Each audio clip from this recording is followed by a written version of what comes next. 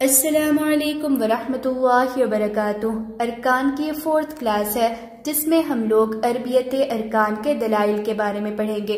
देखो, दलाइल कहते किसको हैं? दलाइल जो कि दलील की जमा है, और दलील एविडेंस को कहते हैं, प्रूफ को कहते हैं, सबूत को कहते हैं। अब आपको पता है ना कि अरकान का क्या मतलब है। अरकान रुकन की जमा है, और यूनानी में अरकान कितने होते हैं ये सब मैंने अच्छे से पढ़ा रखा है। प्रीवियस क्लासेस देखिएगा, नोट्स लिखिए, कुछ भी डाउट वगैरह हो तो मुझसे पूछ लेना, और इंशाल्लाह आपको ये वाली क्लास भी समझ में आ जाएगी अगर पिछले सारे क्लासेस आपने देखे हो तो। ठीक है, ये टर्म एंड कंडीशन है, तभी जाके समझ में आएगा। अरबियत अरकान के दलाइल। अरबियत किसे कहते हैं? अरबियत बना है अरबा से, और अरबा अरबिक में 4 को कहते हैं, यानी 4 को कहा जाएगा। अरकान रुकन की जमा है। रुकन सुतून को कहते हैं, पिलर को कहते हैं, बुनियाद को कहते हैं, बेसिक मैटर को कहते हैं। इसके बारे में मैंने अच्छे से पढ़ा रखा है कि अरकान क्या है, और यूनानी में आग, हवा, मिट्टी, पानी को अरकान कहते हैं। तो यूनानी फिजिशियंस के यहाँ अरकान 4 ही क्यों है? इसके दलाइल क्या है? कौन सा प्रूफ है? कौन सा एविडेंस है? इसको अल्लामा नफीस ने अच्छे से समझाया है। ठीक है, तो मुरक्कब के वजूद के लिए 4 अहम अज्जा हैं। अब मुरक्कब किसे कहते हैं? मुरक्कब का मतलब होता है कि कंपाउंड का होना। वजूद का मतलब होता है कि एग्जिस्टेंस का होना, यानी आपके सामने कोई भी स्पीशीज अगर दिखाई दे रही है तो उसका सर्वाइवल कैसा है, उसका एग्जिस्टेंस कैसा है, उसका बेसिक मैटर क्या है। मैटर है तो तभी जाके आप देख रहे हो, तो वो बेसिक मैटर कौन सा है। 4 बुनियादी मादे होंगे, आग, हवा, पानी, मिट्टी। तो वो 4 ही क्यों हैं? ये अल्लामा नफीस ने प्रूफ करके दिखाया। मान लीजिए एक अच्छा छोटा सा पौधा है, ऊपर आपको स्टेम सिस्टम और नीचे रूट सिस्टम दिखाई दे रहा है। ये पौधा बना तो बना कैसे? इस प्लांट को बनने के लिए एक सीड का होना जरूरी है। आप इस सीड को बोओगे ना, नीचे मिट्टी के नीचे दफन कर दोगे।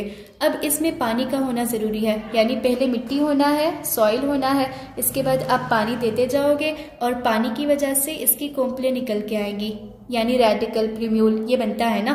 तो प्रीम्यूल से ऊपर स्टेम आ जाएगा, रेडिकल से नीचे रूट सिस्टम बनता जाएगा।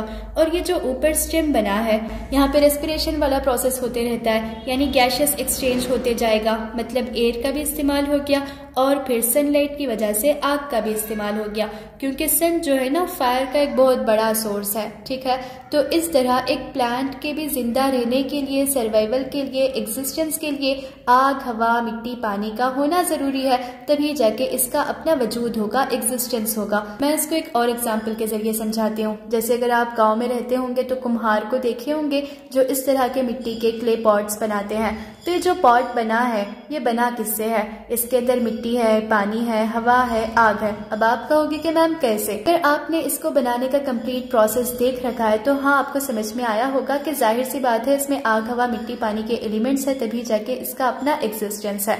चलिए मैं बताती हूँ कि ये ऐसे मिट्टी है। मान लो कि मिट्टी के जर्रात है, मिट्टी के अंदर आपने आब, पानी का इस्तेमाल किया। अब इससे क्या होता है? एक तो पहले ऐसे मिट्टी मौजूद थी, मिट्टी में पानी डालने की वजह से ये अलग अलग शक्ल का बन सकता है, यानी ये एक आटे की तरह बन गया, डव की तरह बन गया। आप इससे क्ले पॉट भी बना सकते हो, आप इससे बॉटल्स भी बना सकते हो, ग्लास भी बना सकते हो, अलग अलग चीजें मिट्टी के आप बना सकते हो। पानी के डालने की वजह से ये शक्ल को इख्तियार कर सकता है, शेप को अलग अलग चेंज कर सकता है। मिट्टी की वजह से इसमें मजबूती आती है, यानी स्ट्रांग होती है, मिट्टी बहुत ज्यादा स्ट्रांग होती है। अब आप इस तरह जो भी चीज बनी हुई है उसको सुखाओगे। क्यों सुखाओगे? अगर ऐसे ही इस्तेमाल कर लेंगे तो टूट जाएगा ना। तो सुखाने से क्या होता है? इसके अंदर जो भी इंट्रा सेलुलर स्पेस होगी वहां पे तखलखुल हो जाता है, यानी हवा भर जाता है, और इसका एक प्रॉपर शक्ल, शेप आपको अच्छी तरह दिखाई देता है। लेकिन अभी भी ये स्टेबल नहीं होता। स्टेबिलिटी आने के लिए इसको फर्दर पकाते हैं, जो भी भट्टी होती है आग की वहां पर रखकर इसको बहुत ज्यादा पकाया जाता है ताकि ये स्ट्रांग हो जाए। नुस्ख देना का मतलब है कि पकाना। पकाने का मतलब यहाँ पे कोई किचन नहीं है, कोई सालन खाना ऐसे नहीं बन रहा, बल्कि यहाँ पे आप इसको इतना पकाओगे कि ये स्ट्रांग हो जाएगा। मींस इसको बहुत ज्यादा जलाया जाता है, तब जाके ये जो मिट्टी का मटका है वो प्रॉपर बनकर तैयार होता है। तो इसको बनने के लिए कौन कौन सी चीजें चाहिए थी? आग, हवा, मिट्टी और पानी। शायद अब आपको समझ में आया होगा कि हाँ, अरकान 4 होते हैं, तो क्यों होते हैं उसका दलील अल्लामा नफीस ने दिया था, और फिर हम लोगों ने इसको 2 अलग अलग एग्जाम्पल्स के जरिए समझ चुके हैं। अब यहाँ पे लिखा क्या है? एक होता है जामिद, एक होता है सयाल, एक है रीही और एक है नारी। इन चारों की मदद से किसी भी मुरक्कब का वजूद होता है। यानी कोई भी स्पीशीज आपको दिखाई देती है वो एग्जिस्ट करती हैं। ठीक है, मुरक्कब का मतलब कंपाउंड है, तो हर चीज कंपाउंड ही है, हर स्पीशीज कंपाउंड ही है, कोई सिंगल थोड़ी है, क्योंकि सिंगल से तो कुछ बनेगा नहीं। अगर सिर्फ आग है तो क्या बनेगा, कुछ नहीं बनेगा। आग, हवा, मिट्टी, पानी के एलिमेंट्स आपस में मिलेंगे तो तब जाके कोई प्रोडक्ट निकल कर आता है। अब यहाँ पे जामिद सॉइल हो जाएगा क्योंकि सॉलिड होता है, और सयाल वाटर हो जाएगा क्योंकि लिक्विड बहती हुई हालत में होगा। रीही गैशियस मैटर को कहते हैं, यानी एयर की बात होगी, और नारी आग को कहते हैं, यानी फायर की बात होगी। तो इस तरह चारों चीजों से कोई एक मुरक्कब कंप्लीट होता है। ये अल्लामा नफीस ने दलील देकर समझाया था।